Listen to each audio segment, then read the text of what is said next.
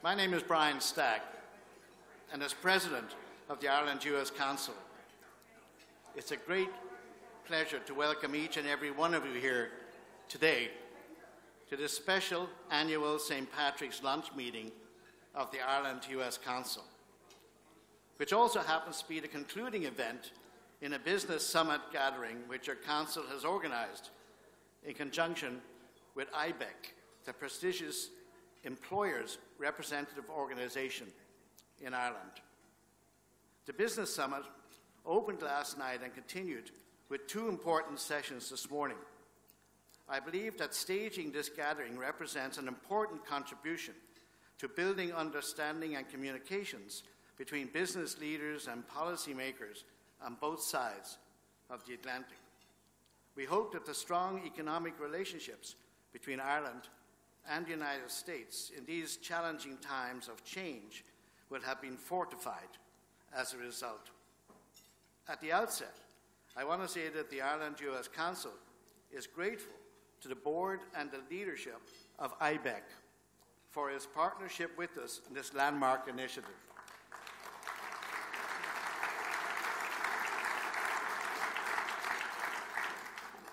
Our thanks to Anne Herity, who chairs the IBEC board, and to Danny McCoy, who leads the IBEC mission in such an exemplary and dynamic fashion. We hope that the Ireland-US Council and IBEC will partner on other projects in the future. This is, of course, also a festive time as we celebrate one of the most important days on our calendar in this great city of New York. I am delighted that so many council members and distinguished guests from around the United States and from across the sea in Ireland could join us here. I know that many of you have traveled long distances to be with us today, and to you, I extend a special and warm welcome. I have often thought that the St. Patrick's Day comes near the end of winter, and in some ways, it's like a rite of spring. Sometimes the winters here in New York can be wicked and quite challenging, as we all found out this week. However, I think we're always glad to see St. Patrick's Day come around on the calendar. We want you to enjoy this festive occasion, so we have a splendid entertainment program from the Royal Irish Academy of Music, which Ciara Higgins and Audrey Phelan of the Academy have lined up for us. We'll be hearing from them, or from her, a little later. But let's give her a big welcome anyway, all the way from Dublin. Deborah.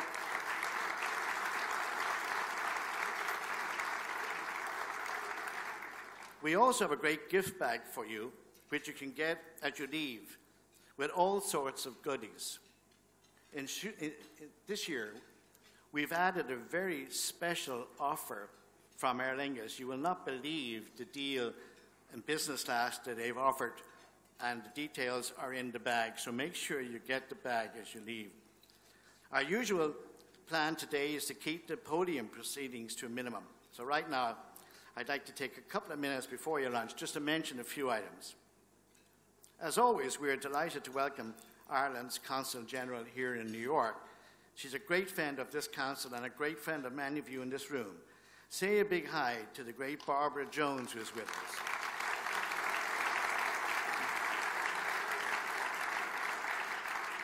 It's my distinct honour to ask Niall Maloney from Shannon Airport, one of our lunch sponsors today, who've been a great supporter of the Council, to introduce our next speaker, who is Barbara Jones. So I would like now, if our great friend Niall Maloney from Shannon Airport would just come up here, please, and introduce Barbara Jones.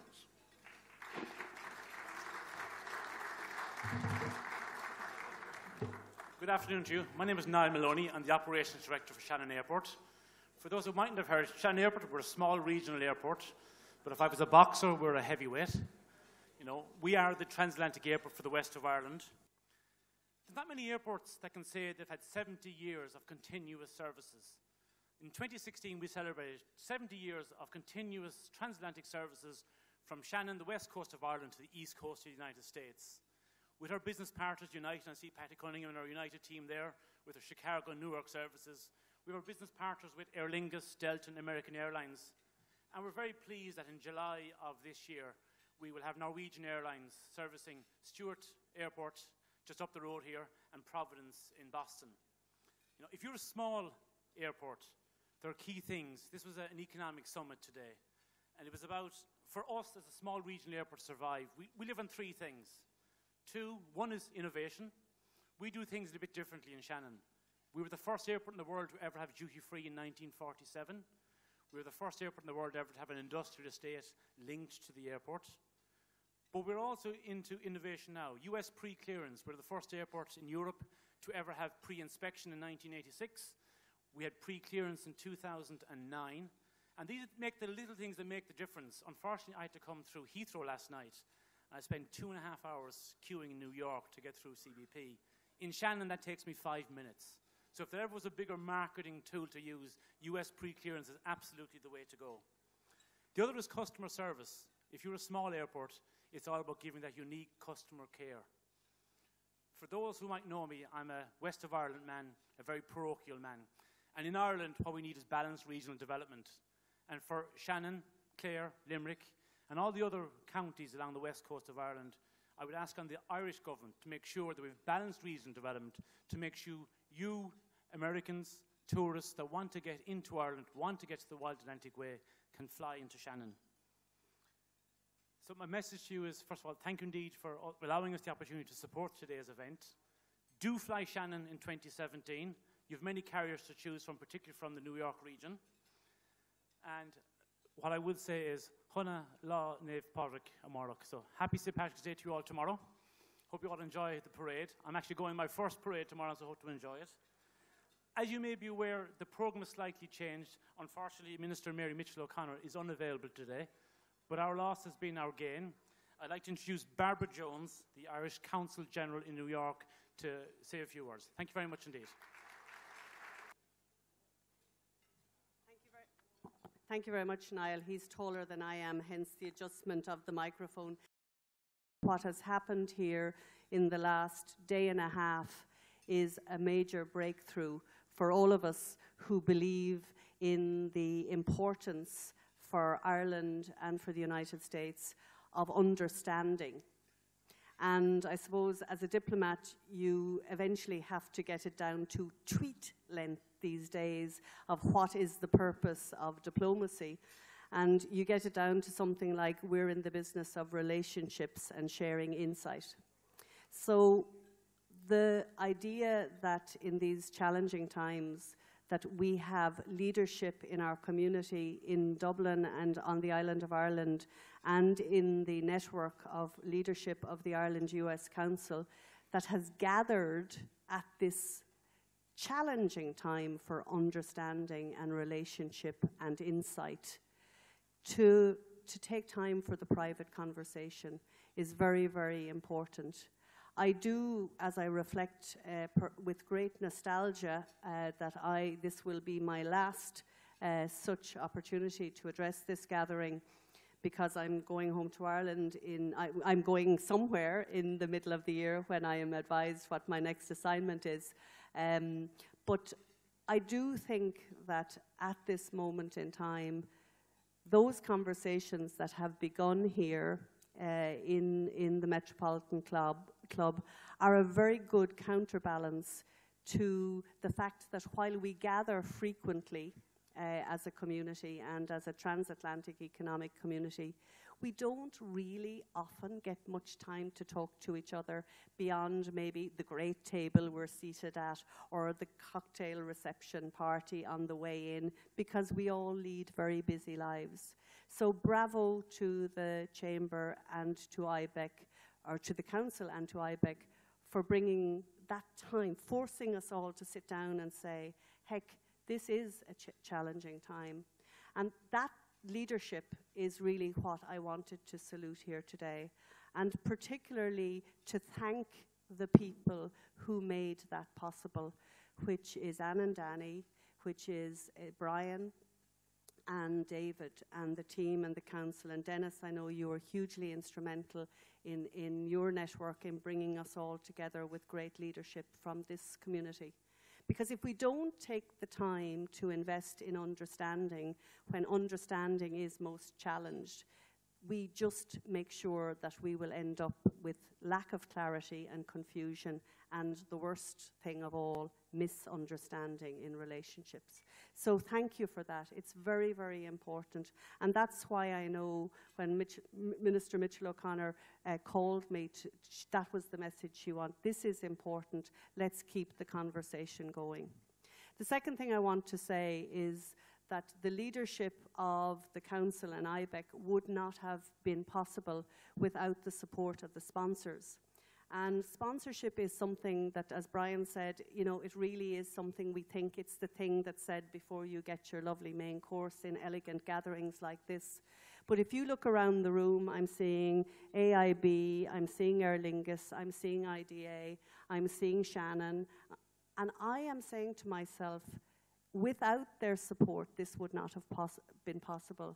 And I particularly want to register that, as I have benefited from the leadership of our business community very directly last year in the support which we got from Mutual, for example, as an anchor tenant for our magnificent commemoration of the 2016 centennial here in New York. Without the leadership of AIB, Bank of Ireland, Mutual, Aer Lingus, and all of the people that you would expect me to mention, major events like today's gathering and the conference you've just had would not be possible. So would you please join with me in saluting the leadership of IBEC and the Ireland-US Council and all of the sponsors for their leadership in making dialogue possible at this challenging time.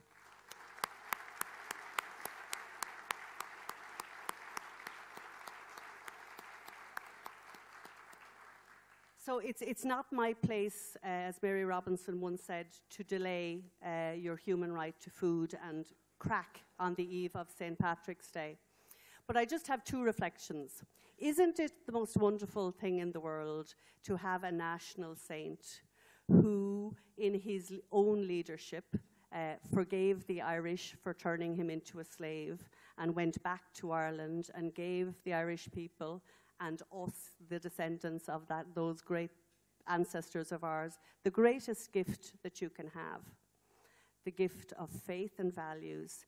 And we, as our national emblem, have a saint who is the emblematic leader of forgiveness and reconciliation. I love that. Imagine that in these war-torn times. Our national saint is a saint for reconciliation and dialogue. And the second thing I want to say is, as this is my last lunch, I want to give a really, really big shout out to the Council and to thank them for their leadership consistently for Ireland, and very specifically last year in providing a governance framework for the commemorations here in New York. David, with 2 phone calls and with the guidance of my great friend John Riley from Squire Patton Boggs, we created a fantastically transparent way for raising $250,000 from the sponsors to bring our community together. So thank you to you very specifically for that. And finally, I want to say a great big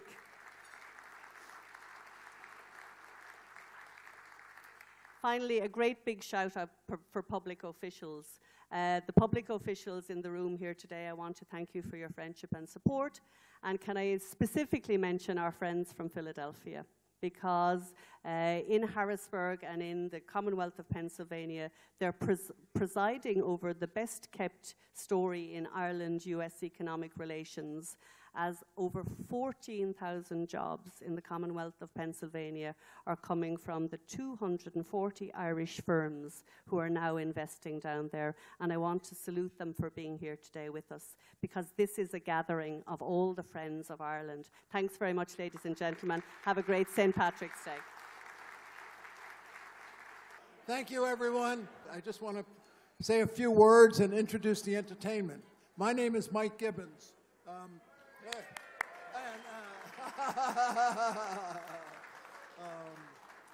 You know, when I think about these celebrations for all of us, that, you know, we did our part to keep it going during And it's been going on for hundreds of years here in America. And it's just great that all of us find it important to do and to keep it going. So we ought to give ourselves a big hand.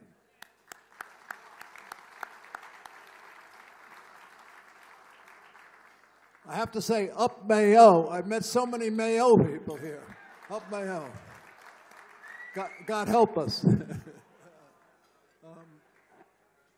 Now, when you leave today, each person gets a goodie bag, and in the goodie bag is Tommy Maloney meats and great Irish food. And so we're fortunate that the CEO of that company, Bill Colbert, donates that to us every year. Okay, you know, this beautiful room, for those of you that are new here, this beautiful room was built in 1903 by J.P. Morgan. And the reason he built this place is because they discriminated against him, like at the Knickerbocker Club and these other clubs, and they wouldn't let him in. So he built his own club. Now, in 1903, the Irish didn't have any of those problems with exclusive clubs. We were allowed to sweep in all of them. We could sweep in front of all of them. So now I want to introduce our entertainment. And we have 4 young students of the Irish Academy of Music from Dublin with us. And the this Ireland U.S. Council collaborates with them. And so to introduce those students to you, I'd like to bring up Ciara Higgins. Ciara, from the Irish Academy of Music, right here.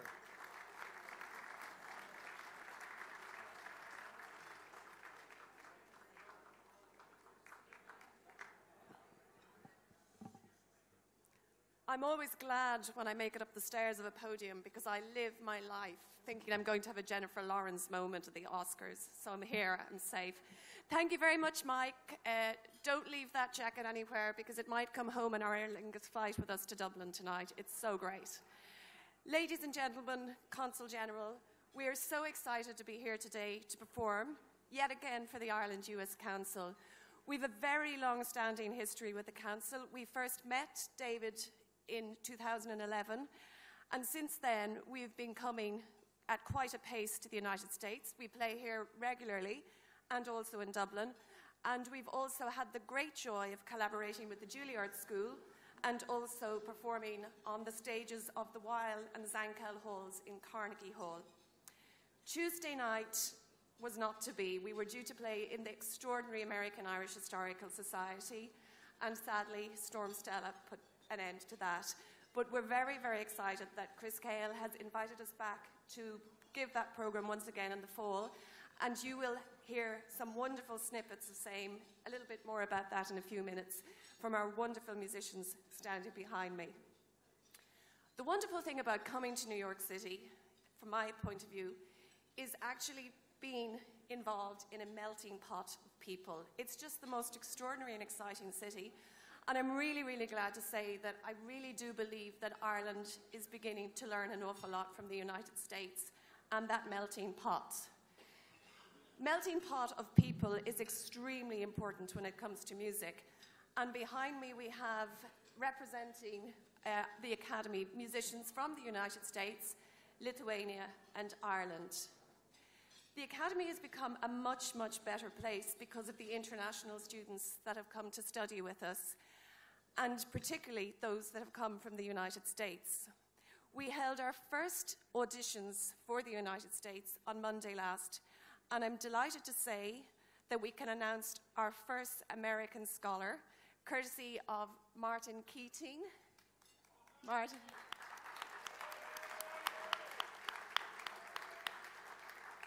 And it's the Martin Keating Scholar sponsored by Cantor. And it's a young lady from Florida called Emily, and this is terrible. It's a drum roll because she is a percussion player. So the more the merrier. I was very glad to hear the Consul General acknowledge anybody that donates in terms of sponsorship and philanthropy. And the more that we can gain in any sort of sponsorship or philanthropy for our students, the better. They are the heartbeat of the Academy, and without them, there's no point in us existing. I want you to mark a date in your diary for the fall because one of our most phenomenal alumni, Tara Erocht, is making her Met role debut in the Tales of Hotman. And this is an example of the quality of the students that we are producing on an annual basis. So definitely mark that date in your diary, the fall in the Met Opera. So this evening, or this afternoon, I beg your pardon, the programme is a collaboration between the Academy and some very, very esteemed Irish writers. What we had wanted to bring to you in the American Irish Historical Society on Tuesday night was a programme that was brought together by 10 very esteemed Irish writers.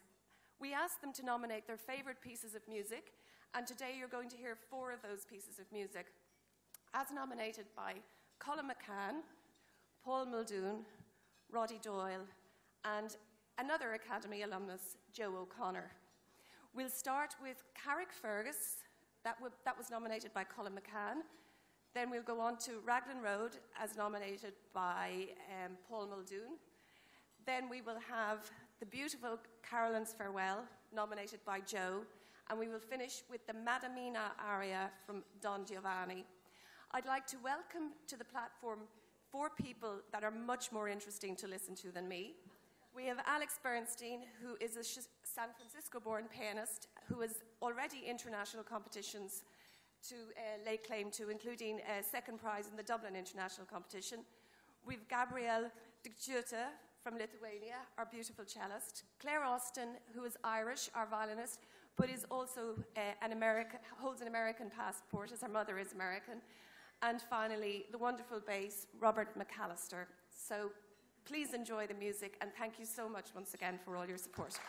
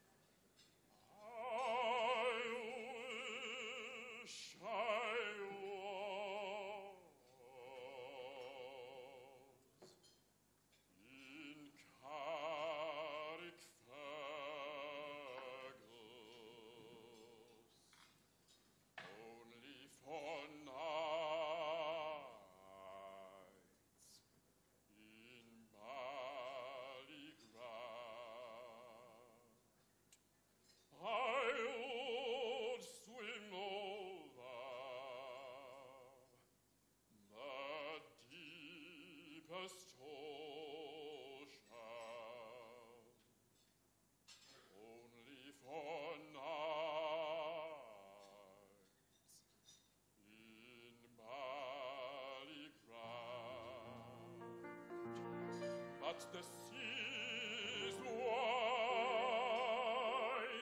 and I can't swim over. Nor have I the wings to fly. If I could find me a handsome boatsman to ferry me over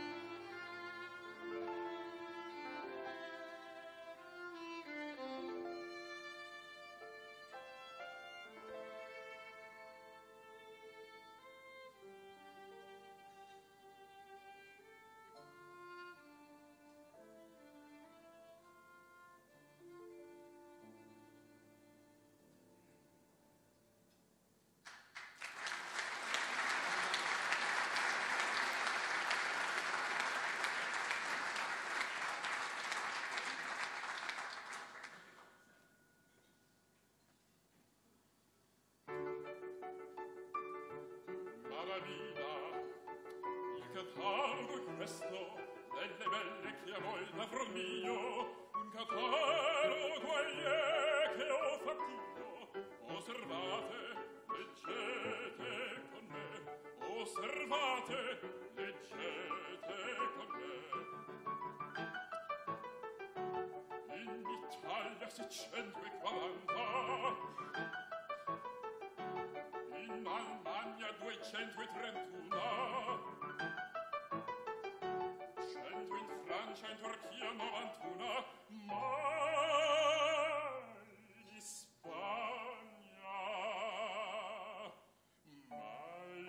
Spagna, son già 1.300, 1.300. Ma fra queste contadine, camerieri cittadine, man contesse e baronesse, marchesane, principesse, e mondoni d'ogni grado, d'ogni forma, d'ogni età, d'ogni forma, d'ogni età. In Italia 640, in Almagna 231, 100 in Francia, in Turchia 91, ma in Spagna,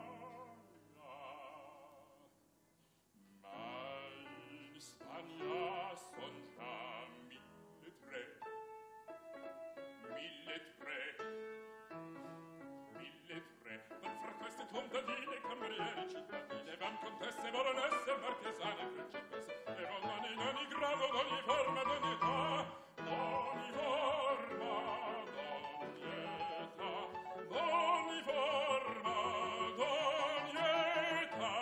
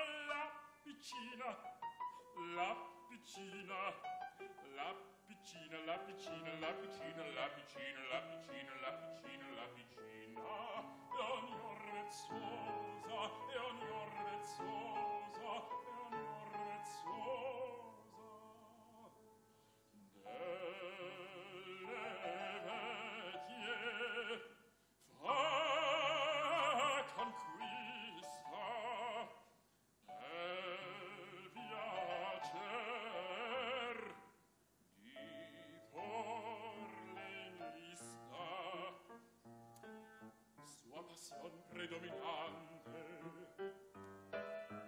e la giovin principiante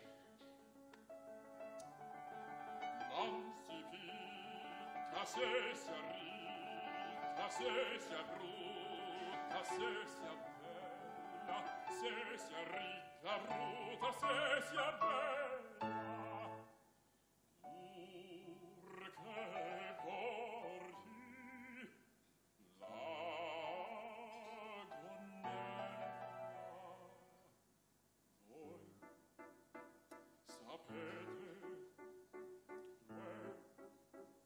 che fa, voi sapete che fa, purché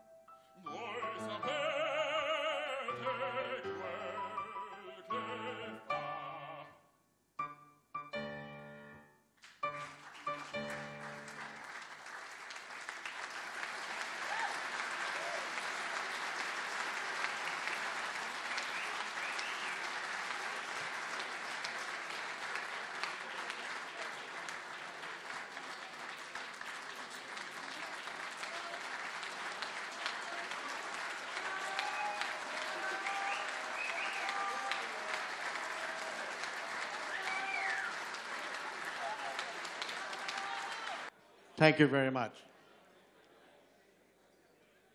The plan was just to finish with that, because how can you follow the Academy, the Irish Academy of Music? How can you follow those people and say anything? But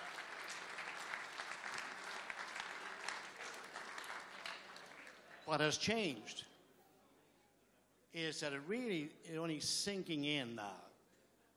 When Barbara Jones, Ireland's Consul General here in New York, just quietly announces that this is the last time she's going to appear at the Ireland U.S. Consul event. And it just came home to me that, you know, this is a cause for celebration around St. Patrick's Week, but it's a real note of sadness that Barbara is leaving us and going back to Ireland, because I have been here for over 40 years, and I've been involved with the Irish Tours Board, involved with CIE Tours International, and I have met and worked with all of the different consul generals that have been in New York. And I have to say that every single one of these people has been a joy to work with. And Barbara is the first female consul general that we've had in New York in all those times. And recently we were together at a function in New Jersey at the Irish American Cultural Institute. And Barbara, during her few words, said that I had mentioned during one of our meetings that I, at that time, heading up CIE Tours, had the best job in the world. And she said no. She, as Consul General of Ireland in New York, had the best job in the world.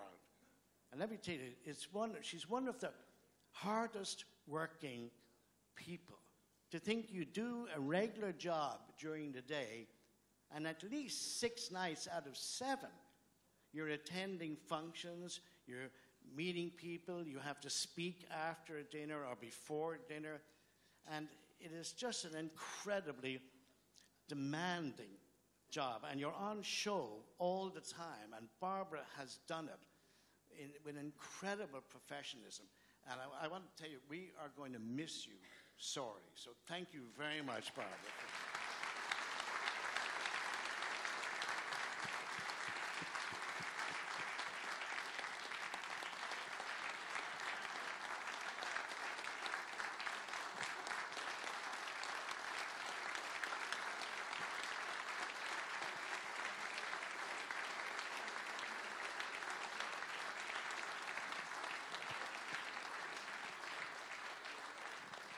Thank you much, ladies and gentlemen, and safe home. Thank you.